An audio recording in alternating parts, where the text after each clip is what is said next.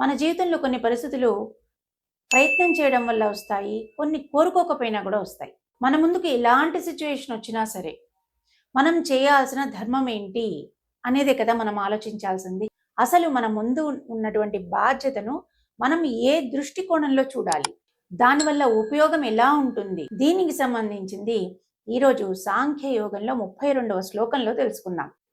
యదృచ్ఛయా చోపపన్నం స్వర్గద్వారమపావృతం సుఖినః క్షత్రియాః పార్థ లభంతే యుద్ధమీదృశం.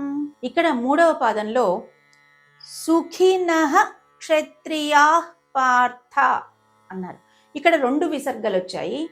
మొదటి విసర్గ పూర్తిగా పలకాలి, సుఖినః అని క్లియర్గా పలకాలి. తర్వాత రెండో విసర్గ క్షత్రియాః పార్థ అన్నారు. అహ్ అనే పలికేటప్పుడు ఫ్ అనే సౌండ్ బయటకు వస్తుంది మనకి. క్షత్రియాః పార్థ అని చదవాలి. శ్లోకాన్ని మళ్ళీ ఒకసారి పాడతాను, జాగ్రత్తగా వినండి. యదృచ్ఛయా చోపపన్నం స్వర్గద్వారమపావృతం సుఖినః క్షత్రియాః పార్థ లభంతే యుద్ధమీదృశం. ఇప్పుడు శ్లోకార్థం తెలుసుకుందాం. ఓ పార్థ, ఎటువంటి కోరిక గాని ప్రయత్నం కానీ లేకుండా తనంతట తానుగా ఎదురైన ఈ అవకాశం తెరవబడి ఉన్న స్వర్గద్వారం లాంటిది. ధర్మయుద్ధం అనేది క్షత్రియులకు లభించిన అదృష్టం. ఇలాంటి ధర్మయుద్ధాన్ని ఏ క్షత్రియుడు పొందుతాడో అతడు మిక్కిలి సుఖవంతుడే అవుతాడు అంటాడు శ్రీకృష్ణ పరమాత్మ. ఈ శ్లోకము కేవలము శ్రీకృష్ణ పరమాత్మ యుద్ధం చేయర్జున అని చెప్పాడు అన్న కోణంలో మాత్రం చూడకూడదు. ధర్మాన్ని చూడాలి. ధర్మయుద్ధం కాబట్టి ధర్మయుద్ధాన్ని చెయ్యర్జున అని చెప్పాడు. అంటే ధర్మాన్ని మనం పాటించాలి అని చెప్పడం అన్నమాట. అర్జునుడు చేస్తున్నది సామాన్యంగా ఏదైనా రాజ్యం కోసమో, భోగాల కోసమో, సంపదల కోసమో కాదు కదా. అతను చేస్తున్నది ధర్మయుద్ధం, రాజ్య ప్రజలను కాపాడడం కోసం చేస్తున్న యుద్ధం. కాబట్టి అది ధర్మయుద్ధంగా మారింది. దుర్మార్గులను సంహరించడానికి చేస్తున్నటువంటి యుద్ధం. అందుకే ఆ యుద్ధాన్ని చేయాల్సిన పరిస్థితి ఉంది అని చెప్తున్నాడు శ్రీకృష్ణ పరమాత్మ. మన జీవితంలో కూడా కొన్ని బాధ్యతలు ఉంటాయి.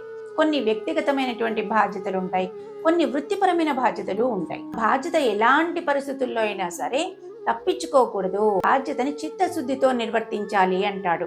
అయితే ఆ బాధ్యతని ఎలా నిర్వర్తించాలంట? నిష్కామ కర్మతోటి నిర్వర్తించాలంట. అంటే దాని ప్రతిఫలాన్ని గురించి ఎక్కువగా ఆలోచించకూడదు. న్యాయబద్ధంగా, ధర్మబద్ధంగా చేయాల్సిన బాధ్యతను మాత్రం నిర్వర్తించాలి అంటాడు. అయితే ఈ శ్లోకంలో రెండో కోణం కూడా ఉంది.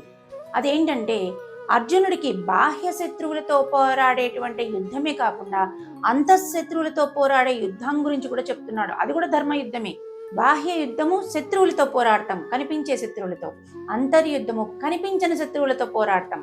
అవేంటంటే కామ క్రోధాలు, రాగ ద్వేషాలు, దుష్ట వాసనలు. వీటితో ప్రతి వాళ్ళు కూడా ప్రతిరోజు కూడా కొట్టుమిట్టాడుతూనే ఉంటారు. మన అంతర్యుద్ధము అనేది కేవలం క్షత్రియులు చేసే యుద్ధం కాదు, మనిషిగా పుట్టిన ప్రతివాడు చేసేటువంటి యుద్ధమే. ప్రతిరోజు తనలో తాను చేసేటువంటి యుద్ధం. అయితే క్షత్రియులకి బాహ్య యుద్ధం వల్ల స్వర్గప్రాప్తి లభిస్తే అంతర్యుద్ధం వల్ల మోక్షం సంప్రాప్తిస్తుంది అంటాడు శ్రీకృష్ణ పరమాత్మ. క్షత్రియులు ఎప్పుడు కూడా యుద్ధం చేయాలి అని ఉవ్విళ్ళూరుతూ ఉంటారు. అలానే ముముక్షత్వం ఉన్నటువంటి వాళ్ళు ఆత్మ జ్ఞానాన్ని తెలుసుకోవాలి అని ఉవ్విళ్ళూరుతూ ఉంటారు అంటాడు. ఈ ముముక్షత్వం ఉంటేనే మనలో ఉండేటువంటి శత్రువులతో మనం పోరాడగలుగుతాము, వాటిని జయించగలుగుతాము. అందుకనే ప్రతిరోజు మనలో ఉండేటువంటి ఈ అంతఃశత్రువులతో ఖచ్చితంగా పోరాడి తీరాలి ప్రతి ఒక్కరు. అలా చేయడం వల్లనే మానసిక ప్రశాంతత లభిస్తుంది. సో ఇదండి వీడియో. ఈ వీడియో ద్వారా మీరు కూడా మీ జీవితానికి ఉపయోగపడే ఏదో ఒక మంచి విషయాన్ని తెలుసుకున్నారని ఆశిస్తున్నాను. వీడియో కనుక నచ్చినట్లయితే లైక్ చేయండి, షేర్ చేయండి. మన ఛానల్ని ఫస్ట్ టైం చూస్తున్నట్లయితే తప్పకుండా సబ్స్క్రైబ్ చేసుకోండి. ఛానల్లో వచ్చేటువంటి ప్రతి వీడియో కూడా మీ దాకా రీచ్ అవ్వాలంటే పక్కనున్న బెల్ ఐకాన్ని ప్రెస్ చేయండి. ఛానల్లో వచ్చేటువంటి ప్రతి వీడియో కూడా మీరు ఈజీగా చూడగలుగుతారు.